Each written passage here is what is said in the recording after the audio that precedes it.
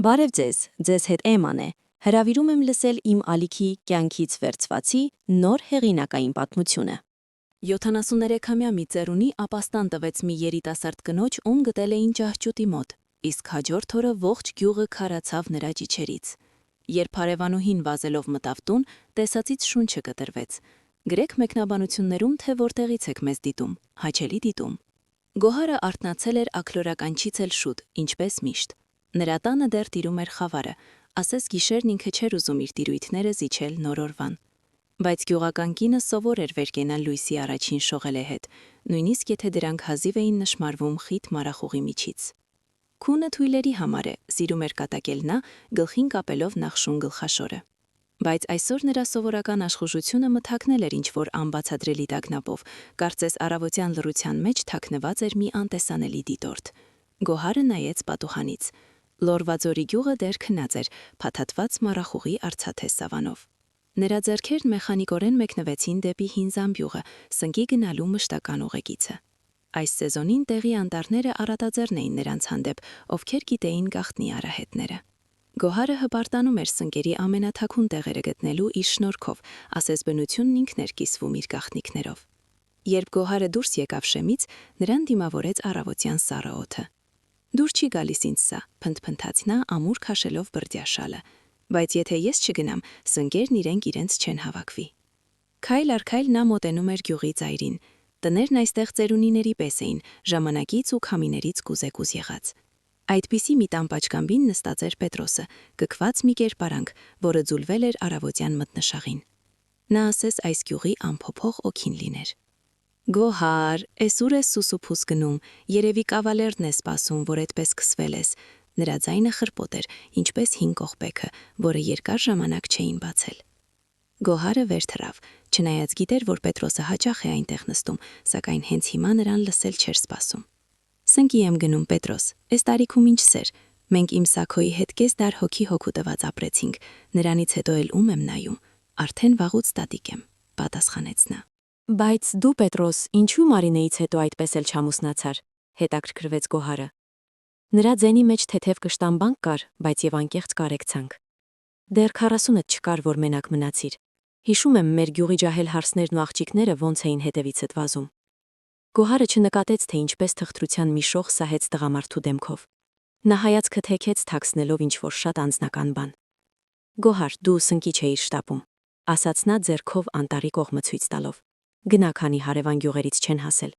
Ով շուտ արթնացավ, բախտն իրենն է։ Դե լավ, դու էլի քո ձևով, փնթփնթաց Գոհարը։ Ինքդ կանգնեցրիր, ինքդ էլ բարկանում ես։ Նա ուղղվեց դեպի անտառ, նույնիսկ հետ չնայելով։ Պետրոսը երկար նայում էր նրա հետևից, գլխով անում ու մրմնջում։ Էս կնիկը ամեն ինչ պիտի իմանա։ Նա ծանր հոգոց հանեց։ Հիշողությունները ծանր բեռ էին։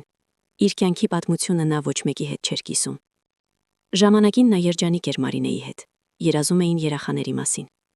Բայց այն տարիներին ոչ ոք չէր խոսում անպտղության բուժման ժամանակակից մեթոդների մասին։ Մնում էր միայն հավատալ հրաշքին։ Եվ հրաշքը տեղի ունեցավ։ Երբ Մարինեն հղիացավ, Պետրոսը նրան ձեռքերի վրա էր տանում։ Բայց ճակատագիրը դաժան գտնվեց։ Վաց գալու պատճառով Մարինեին տեղափոխեցին Վանաձորի հիվանդանոց։ Հաջորդ օրը շտապ վիրահատեցին։ Ծննդաբերությունը չափազանց ծանր էր։ Մարինեն չփրկվեց, փոքրիկը նույնպես։ Նա նույնիսկ չհասցրեց առաջին շունչը քաշել։ Այդ օրը Պետրոսն առաջին անգամ ճիչաց վիրավոր գազանի պես։ Նրա ճիչն արձագանքում էր հիվանդանոցի միջանցքներում։ Բժիշկները միայն թոթվում էին ու սենը կրկնելով, որ ոչինչ հնարավոր չէր անել։ Այդպես է լինում, ցավում ենք, ասաց մանկաբարձուհին։ Բայց այդ խոսքերը ոչինչ չփոխեցին։ Թաղումից հետո Պետրոսը փակվեց իր մեջ։ Նա չէր կարողանում հասկանալ, ինչու է կյանքն այդքան դաժան։ Տարիների հետ նա ավելի հեռացավ մարդկանցից։ Ի վերջո տեղափոխվեց Մարինեի հայրական տունը։ Այստեղ նա ապրում էր միայնակ, որպես ջրնավոր։ Գյուղացիները խուսափում էին նրանից։ Նրանց համար նա օտար էր, մարդատյաց։ Միայն Գոհարն էր երբեմն փորձում խոսեցնել նրան։ Բայց մի օր ամեն ինչ փոխվեց։ Նրա դուռը մի անծանոթ թաքեց։ Պետրոսը ներս թողեց նրան, իսկ կես ժամ անց այնտեղից սարսափելի ճիչ լսվեց։ Ոչ ոք չգիտեր, թե ինչ է կատարվում փակ դռների հետևում։ Առավոտյան անծանոթը գնաց, իսկ Պետրոսը շարունակեց ապրել, ասես ոչինչ չի եղել։ Ժամանակի ընթացքում նման հյուրերն ավելացան, ու ամեն անգամ գյուղը ցնցվում էր լուրերից։ Ովքեր են այդ մարդիկ, ինչ են ուզում, Պետրոսը ոչինչ չէր բացատրում։ Եվ ահա հիմա, անտառի ճանապարհին, Գոհարն ակամա մտածում էր իր լրակյաց հարևանի մասին։ Նրան չէր լքում այն զգացողությունը, որ այդ լռության հետևում ավելին կա, քան պարզապես կորստի ցավը։ Ճանապարհը ծանոթ էր, բայց այսօր այն այլ էր թվում։ Մառախուղը թանձ էր, ծառերը սովորականից բարձր։ Կարծես բնությունն ինքը ինչ-որ բան էր թաքցնում։ Չի կարելի վատ բաների մասին մտածել, ասաց ինքն իրեն Գոհարը։ Քայլ առ քայլ նա խորանում էր անտառի մեջ։ Զամբյուղը լցվում էր, սիրտն էլ հանդարտվում։ Բայց հանկարծ մի ձայն լսվեց, որը չպետք է լիներ անտառում։ Մի հառաչանք, թույլ, հազիվ լսելի։ Կինը քարացավ։ Ով կա այդտեղ, գոչեց նա։ Ի պատասխան նոր հառաչանք, այս անգամ ավելի բարձր։ Այն գալիս էր հին աղջուտի կողմից։ Տեր Աստված, փսփսաց Գոհարը, զգալով թե ինչպես է սառնությունը պատում մեջքը։ Նա առաջ գնաց, ճյուղերը կարճում էին թևերից, արմատները կոշիկներից, բայց հետաքրքրասիրությունն ու պարտքի զգացումը նրան առաջ էին մղում։ Երբ հասավ տեղ, տեսավ մի սարսափելի տեսարան, ջահջի մեջ մի կերպարանք էր ընկած։ Մարդ էր, ողջ էր թե մեռած չգիտեր։ «Էй, ինձ լսում եք», կանչեց նա։ Կերպարանքը շարժվեց, ողջ էր։ «Դումացեք, գալիս եմ»։ Գոհարը մի կողմ նետեց զամբյուղը, մի երկար փայտ վերցրեց ու զգուշությամբ մոտեցավ։ Ամեն քայլը պայքար էր, հողը փախչում էր ոտքերի տակից։ Երբ վերջապես հասավ, տեսավ, որ երիտասարդ կին է, մազերը խառնված, դեմքը ցեխոտ ու արցունքոտ։ «Ես կօգնեմ ձեզ», ասաց Գոհարը, մեկնելով փայտը։ «Բռնվեք»։ Անձանոթուհին նայեց նրան։ Նրա աչքերում այնքան ցավ ու վախ կար, որ Գոհարի կոկորդում գունդ նստեց։ 10 րոպե տևած պայքարից հետո ջահջի հետ Գոհարին հաջողվեց կնոջը հանել ամուր հողի վրա։ Անձանոթուհին հազիվ էր շնչում, դեմքը գունատ էր ինչպես կավիճը։ «Շնորհակալություն», հազիվ լսելի շշնջաց նա։ Գոհարն ամուր բռնեց նրան ու սկսեց դուրս բերել անտառից։ «Ո՞վ եք դուք, ինչպես եք այստեղ հայտնվել», հարցրեց Գոհարը, փորձելով շեղել նրան ծանր ճանապարհից։ «Չեմ հիշում», վերջապես ասաց կինը։ «Միայն հիշում եմ, որ արթնացա ջահջում, հետո ցավ, ցուրտ ու խավար»։ Գոհարը մռայլվեց, պատասխանը շատ տարօրինակ էր։ «Լավ աղջիկս», հոգոց հանեց նա, «նախ դուրս գանք այստեղից, հետո կհասկանանք»։ Գյուղը մոտ է։ Նրանք գնում էին դանդաղ, մառախուղն ավելի էր թանձրացել։ Վերջապես առջևում լույս երևաց, Գոհարը հույս զգաց։ «Հեսա հասանք», ասաց նա, բայց… Հենց անտառից դուրս եկան, անձանոթուհին ճճաց ու սկսեց ընկնել։ Գոհարը հազիվ բռնեց նրան։ «Չեմ կարողանում քայլել, մեջքս պայթում է», հեկեկում էր կինը։ Գոհարը նրան նստեցրեց խոտերին, ինքն էլ արդեն ուժ չուներ։ «Չքնես, լսում ես», ասաց Գոհարը։ Հանկարծ նա լսեց սայլի ձայն ու պայտերի դոփյուն։ Դա Պետրոսն էր։ «Պետրոս, օգնիր», կանչեց Գոհարը։ Նա պատմեց ամեն ինչ։ Պետրոսն ասաց, որ Գոհարի տղաներն արդեն փնտրում են նրան, ու լավ կլինի նա տուն գնա, որ ընտանիքին հանգստացնի։ Պետրոսը սայլը վարեց դեպի Գոհարի մատնանշած տեղը։ Նա գտավ կնոջը, ով նստած էր բլրակի վրա, որպես մի լռակյաց ուրվական։ «Ողջ ես», հարցրեց Պետրոսը, իջնելով սայլից։ Նա զգուշությամբ մոտեցավ ու գրկեց կնոջը։ Նա շատ թույլ էր։ Պետրոսը նրան տեղավորեց սայլի խոտերի վրա։ Ճանապարհին Պետրոսը հարցրեց. «Ոնց հայտնվեցիր այդտեղ»։ «Չգիտեմ», նորից կրկնեց նա։ Երբ հասան տուն, Պետրոսն ասաց. «Մտիր, մի ամաչիր, այստեղ տաք է»։ «Լվացվիր», ասաց Պետրոսը, ցույց տալով ջրի դաշտը։ «Իսկ ես հագուստ կբերեմ»։ Նա բերեց իր հանգուցյալ կնոջ Մարինեի շորերը։ Դրանք խնամքով պահված էին։ Երբ կինը հագնվեց ու դուրս եկավ, Պետրոսը նկատեց, թե ինչպես կնոջ հագուստը ասես կենթանացավ նրա վրա։ Նրանք լուր ընթրեցին, տաք հաց, կարտոֆիլ ու թարմ կաթ։ «Քնիր, առավոտը բարի է», ասաց Պետրոսն ու փակեց հյուրասենյակի դուռը։ Հանկարծ դուռը թակեցին, Գոհարն էր, եկել էր իմանալու ինչ եղավ։ Պետրոսը հանգստացրեց նրան։ Առավոտյան կինը արթնացավ սաստիկ ցավից։ Նա հազիվ դուրս եկավ խոհանոց։ Պետրոսը նայեց նրա կուզեկուզ քալվածքին։ «Ինչ դե ցավում», հարցրեց նա։ «Մեջքս, օդքերս չեմ զգում»։ Պետրոսը սրբեց ձեռքերը։ «Գնա սենյակ, հանվիր մինչև գոտկատեղդ ու պարկիր մահճակալին»։ Կինը վախեցած նայեց նրան։ «Ինչու, ինչ եք անելու»։ «Մի վախեցիր», հանգիստ ասաց Պետրոսը։ «Ես կոտրվածքների ու ոսկրերի վարպետ եմ Կոստոպրավ, տարիներով մարդկանց ոտքի եմ կանգնեցրել։ Հիմա կնայեմ ու կուղեմ, եթե լսես ինձ կօգնի, դե ժամանակ մի կորցրու»։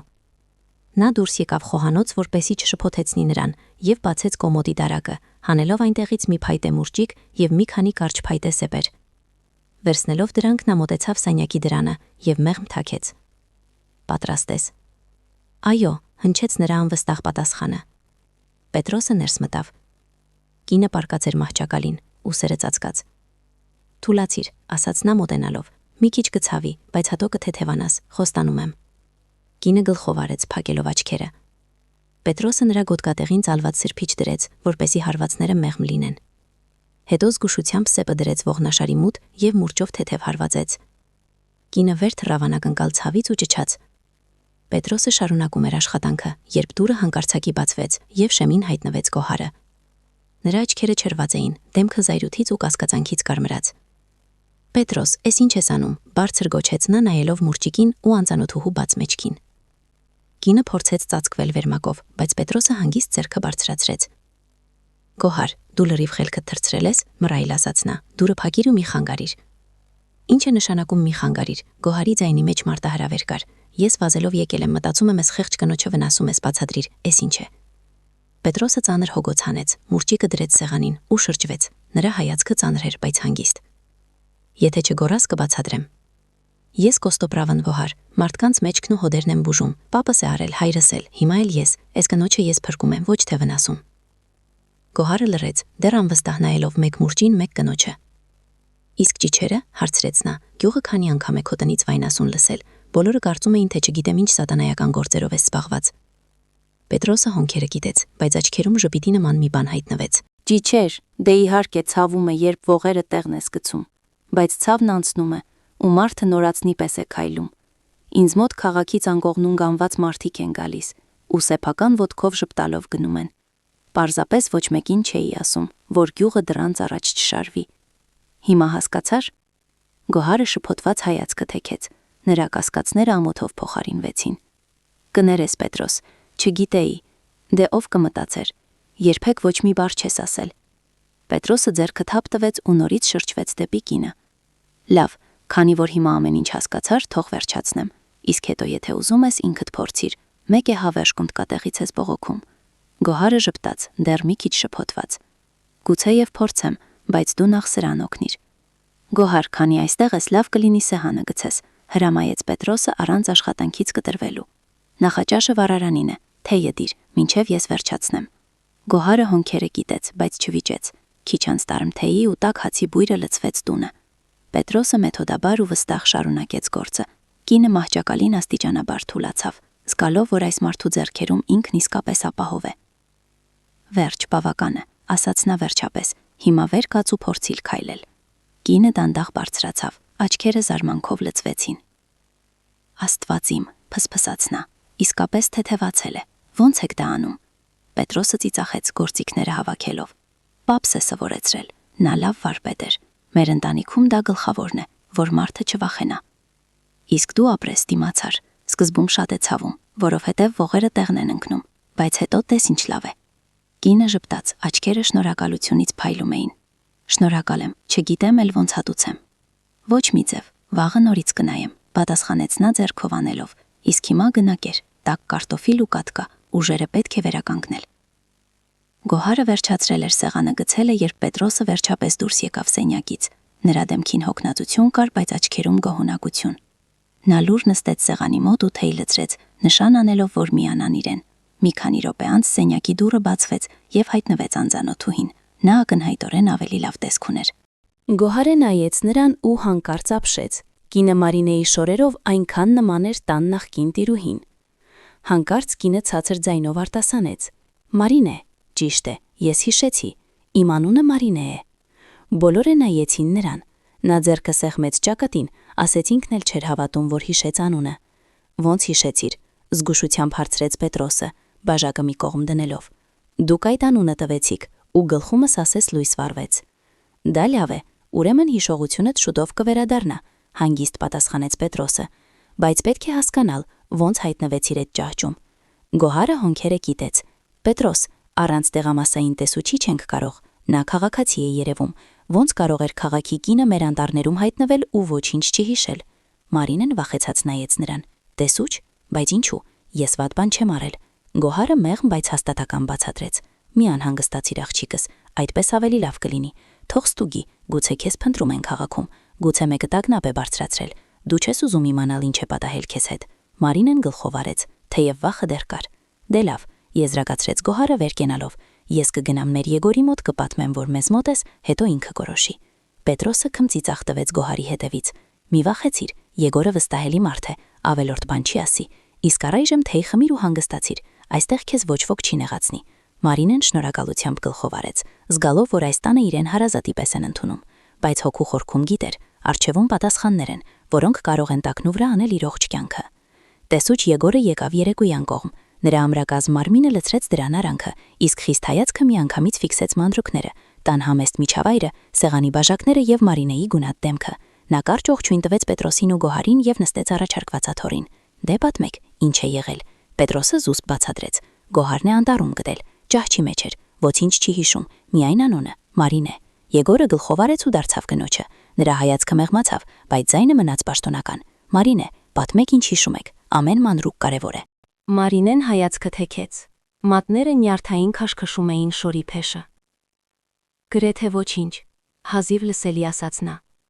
Հիշում եմ միայն ճահիճը ու ցուրտը։ Ու ինչ որ շարժում։ Ասես ես գնում էի, բայց ոչ իմ կամքով։ Եգորը ուշադիր լսում էր։ Երբ նա լռեց, հարցրեց. Օհանյան, դա ձեր ազգանունն է։ Մարինեն կտրուկ բարձրացրեց գլուխը։ Աչքերը չրվեցին։ Այդ պահին ինչ որ բան ասես պայթեց հիշողության մեջ։ Այո, գոչեց նա։ Դա իմ ազգանունն է։ Ես հիշեցի։ Ես Մարինե Օհանյանն եմ։ Եգորը նշումներ արեց իր նոթատետրում ու շարունակեց. Այդ դեպքում ձեզ հետաքրքիր կլինի իմանալ, որ 3 ոստիկանություն դիմում է ներկայացրել ձեր ամուսինը։ Նա հայտնել է, որ դուք տուն չեք վերադարձել։ Դիմումի մեջ նշված է նրա անունը՝ Արթուր Օհանյան։ Այս անունը լսելիս Մարինեն գունատվեց։ Ձեռքերը սկսեցին դողալ, ու նա ակամա սեղմվեց աթոռին։ Գոհարն ու Պետրոսը նկատեցին փոփոխությունը։ Մարինե, ինչ պատահեց, զգուշությամբ հարցրեց Եգորը։ Նա ձեռքերով փակեց դեմքը, ասես փորձելով թաքնվել ճշմարտությունից, բայց հետո ցած դրեց դրանք։ Ձայնը դողում էր։ Դա նա է։ Արթուրն է ինձ տարել ճահիճը։ Ես սկզբում չէի հասկանում ինչ է կատարվում։ Հիշում եմ մեքենայով գնում էինք, բայց ես շատ քնկոտ էի, ասես թմրեցրած լինեին։ Իսկ հետո սկսեցի ուշքի գալ, ու հանկարծ ուժեղ հարված մեջքիս։ Հետո միայն մթություն։ Սենյակում լարված լռություն տիրեց։ Գոհարը ձեռքով փակեց բերանը, որ չբացականչի։ Պետրոսը հոնքերը կիտեց, մատներով նյարդային թղթ թքացնելով սեղանին։ Եգորը մի պահ լռեց։ Վստահ եք, որ նա էր, վերջապես հարցրեց տեսուչը։ Վստահ եմ, հաստատ, պատասխանեց Մարինեն։ Արթուրն էր։ Չգիտեմ ինչու դա արեց, բայց նա ուզում էր, որ ես այնտեղ մնամ։ Եգորը նոթատետրը դրեց գրպանը ու նայեց Պետրոսին։ Պետք է շտապ զբաղվել այս գործով։ Եթե ամեն ինչ հաստատվի, նա պատասխան կտա իր արարքների համար։ Պետրոսը գլխով արեց։ Հայացքը ծանր էր։ Էստեղ մտածելու բան չկա։ Մարդը, ով նման բանի ընդունակ է, պետք է բանտում նստի։ Մարինեն միայն գլուխը կախեց։ Եգորը վեր կացավ։ Ես հիմա կզբաղվեմ դրանով։ Աշխատեք նրան ապահով պահել։ Եթե Արթուրը հայտնվի, անմիջապես տեղյակ պահեք։ Երբ դուռը տեսուչի հետևից փակվեց, Պետրոսն ու Գոհարը հայացքներ փոխանակեցին։ Նրանք հասկանում էին, որ Մարինեի համար սկսվում է պայքարի նոր փուլ։ Դեռ լուսաբացը չբացված գյուղը արթնացավ։ Պետրոսի տան դուռը թակեցին, խուլ, բայց վստահ։ Պետրոսը, ով միշտ շուտ էր արթնանում, բացեց դուռը։ Շեմին տեսուչ Եգորն էր։ Նրա դեմքին հոգնածություն կար, բայց աչքերը փայլում էին գոհունակությունից։ Բարի լույս, Պետրոս, ասաց նա թեթև շպտալով։ Լավ նորություններ կան։ Պետրոսը նրան ներս թողեց։ Գոհարն ու Մարինեն, ովքեր կեսգիշեր չէին քնել ու նախաչաշ էին պատրաստում, դուրս եկան խոհանոցից։ Դե պատմիր, ասաց Պետրոսը։ Եգորը հանեց գլխարկը։ Արթուրին ձերբակալել են։ Դա ավելի հեշտ էր, քան կարծում էինք։ Նա երեք ինքն էր եկել բաժին, դիմում գրել կնոջ անհետացման մասին, կարծելով, թե դա իրեն կփրկի։ Մենք պարզապես համադրեցինք փաստերը։ Նա հանգիստ քնած էր տանը, երբ ոստիկանները եկան։ Մարինեն քարացավ, աչքերը լցվեցին արցունքով։ Գոհարը մոտեցավ ու գրկեց նրան։ Տեսար, հիմա նա կողպեքի տակ է, ամեն ինչ լավ կլինի։ Պետրոսը հարցրեց.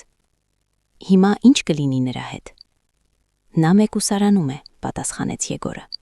Մեղադրանքն արդեն ներկայացվել է։ Մենք շարունակում ենք ապացույցներ հավաքել, բայց ձեր խոսքերով Մարինե, պատկերն արդեն պարզ է։ Եգորը մի պահ լռեց, հետո շարունակեց. Ես նաև կապվել եմ ձեր ծնողների հետ։ Սկզբում չէին հավատում, բայց լսելով, որ ձեզ քիչ էր մնում սպանեին, անմիջապես ճանապարհ ընկան։ Երեկոյան այստեղ կլինեն։ Իմ ծնողները, փսփսաց Մարինեն, նրանք գիտեն։ Հիմա արդեն գիտեն, գլխով արեց Եգորը։ Եվ շատ երջանիկ են, որ ողջ եք։ Մարինեն ձեռքերով փակեց դեմքը։ Միտքը, որ պիտի ամեն ինչ պատմի ծնողներին, վախեցնում էր նրան, բայց նա գիտեր, դա պետք է։ Շնորհակալ եմ, Եգոր, ցածր ձայնով ասաց նա։ Ոչինչ պետք չէ, ձեռքը թափթվեց տեսուչը։ Կարևորը դիմացիր, մնացածը մենք կանենք։ Եգորը գնաց, իսկ Պետրոսն ու Գոհարը փորձում էին շեղել Մարինեին ծանր մտքերից։ Ծնողներդ կգան, կօգնեն քեզ, ժպտալով ասաց Գոհարը։ Մենք էլ քեզ մենակ չենք թողնի։ Մարինեն նայեց բոլորին։ Շնորհակալ եմ, դուք ինձ համար հարազատ ընտանիք դարձաք։ Տանը նորից լռություն տիրեց, բայց դա արդեն այլ լռություն էր, հանգիստ ու հույսով լի։ Երեկոյան բակում մեքենայի ձայն լսվեց։ Մարինեն վազեց պատուհանի մոտ։ Նա տեսավ մի տղամարդու ու կնոջ։ Կինը, չսպասելով, վազեց դեպի տունը։ Մարինե, գոռաց նա։ Մարինեն նետվեց մոր գիրկը։ Նրանք այնքան ամուր էին գրկախառնվել, ասես ոչ մի ուժ չէր կարող բաժանել նրանց։ Մայրը լաց էր լինում ու կրկնում. Ողջ ես աղջիկս։ Հայրը մոտեցավ դանդաղ, նրա դեմքին մեծ հուզմունք կար։ Նա լուռ սեղմեց Մարինեին կրծքին ու հազիվ ասաց. Մենք կարծում էինք, կորցրել ենք քեզ։ Ներս անցեք, ընդհատեց տեսարանը Պետրոսը, ցուրտ է դրսում։ Բոլորը մտան տուն։ Գոհարն արդեն սեղանին էր դրել տաք գաթաները, որոնք թխել էր ցերեկը։ Պետրոսը թեյ լցրեց։ Մարինեի մայրը չէր կարողանում զսպել արցունքները։ Երբ լսեցի, որ Արթուրը փորձել է ազատվել քեզնից, Աստված իմ, քիչ էր մնում ուշաթափվեի։ Ոնց կարող էր նա նման բան անել։ Մենք նրան վստահում էինք։ Հայրը գրկեց կնոջը։ Կարևորը նա հիմա մեզ հետ է։ Այդ սրիկան կստանա իր արժանին։ Պետրոսը գլխով արեց։ Նա արդեն կալանքի տակ է։ Տեսուչը կզբաղվի գործով, իսկ դուք հիմա Մարինեի մասին մտածեք։ Մայրը շնորհակալությամբ նայեց Գոհարին ու Պետրոսին։ Շնորհակալ ենք, դուք փրկեցիք մեր դստերը, մենք սա երբեք չենք մոռանա։ Շնորհակալության կարիք չկա, պատասխանեց Գոհարը, կարևորը նա ողջ է։ Հետո, երբ թեյը խմեցին, զրույցը հանդարտվեց։ Մարինեի ծնողները պատմում էին իրենց ապրումների մասին։ Մարինեն զգում էր, թե ինչպես է հոգին խաղաղվում։ Նա մենակ չէր։ Երեկոյի վերջում Պետրոսը ծնողներին տարավ հարևան տունը, որը վաղուց դատարկ էր, բայց մաքուր ու պատրաստ հյուրերի համար։ Հաջորդ օրը բոլորը միասին անցկացրին։ Նրանք զբոսնեցին գյուղում, սունկ հավաքեցին, վայելեցին բնությունը։ Այնքան մտերմացան, ասես ողջ կյանքում ճանաչել էին իրար։ Երբ ծնողները պատրաստվում էին հետ գնել, բոլորը թխրեցին։ Մայրը գրկեց Գոհարին. Դուք մեզ համար իսկական ընկերներ դարձաք։ Եկեք էլի, ժպտաց Պետրոսը, այս տունը միշտ բաց է ձեր առաջ։ Պետրոսն ու Գոհարը մտան թույն խմելու։ Գիտես, Պետրոս, մտածում էի գուցե նա քեզ մոտ մնա ընդմիշտ, մտախոհ ասաց Գոհարը։ Ով մնա, Պետրոսը հոնքը բարձրացրեց։ Դե Մարինեն էլի, պատասխանեց նա։ Պետրոսը քմծիծաղ տվեց ու գլուխը օրորեց։ Գոհար, դու երազող ես։ Ես արդեն ծեր եմ, գլուխը սպիտակել է, իսկ նա դեռ ջահել աղջիկ է։ Նրա առջև այլ կյանք կա, իսկ ես սովոր եմ իմ հանգիստ կյանքին։ Ես միայն մեկին եմ սիրել, ու նրա հիշողությունը այն ամենն է, ինչ ունեմ։ Դա դավաճանել չեմ կարող։ Գոհարը նայեց Պետրոսին ու գլխով արեց։ Հասկանում եմ քեզ։ Վատ բան չմտածես, ուղղակի ասացի, մեղքս գալիս ես, ուզում եմ հանգիստ գտնես։ Պետրոսը փրթքացրեց։ Հանգիստ, հա։ Էսպիսի հարևանուհու հետ ինչ հանգիստ։ Մեկ ոստիկանություն ես կանչում, մեկ չգիտեմ ինչ։ Քեզ հետ օրը առանց արկածի չի անցնում։ Գոհարը ծիծաղեց։ Դե կներես, Պետրոս, դիտավորյալ չէր։ Լսիր, խորամանկ նայեց նա։ Իսկ դու իսկապես կարող ես մեջ քուղել։ Ինձ էլ կօգնես։ Կարող եմ, լուրջ եմ ասում, պատասխանեց նա վեր կենալով։ Վաղը առավոտյան անտառ կգնամ, հետո քո մեջքով կզբաղվեմ։ Իսկ անտառից ինչ պիտի բերես։ Եղինչ պիտի բերեմ, լուրջ դեմքով ասաց Պետրոսը։ Եղինչը լավագույն տեղն է։ Մի քանի անգամ կխփեմ, ինքդ բար կգաս։ Գոհարի բերանը բաց մնաց, բայց տեսնելով Պետրոսի աչքերի փայլը բարձր ծիծաղեց։ Դե դու էլ կատակասեր ես, Պետրոս, համարյա հավատացել էի։ Լավ, առանց եղինչի արա, բայց օգնիր, թե չէ տանջվում եմ։ Պետրոսն էլ ծիծաղեց։ Կօգնեմ, բա ինչ կանեմ, միայն թե վաղը։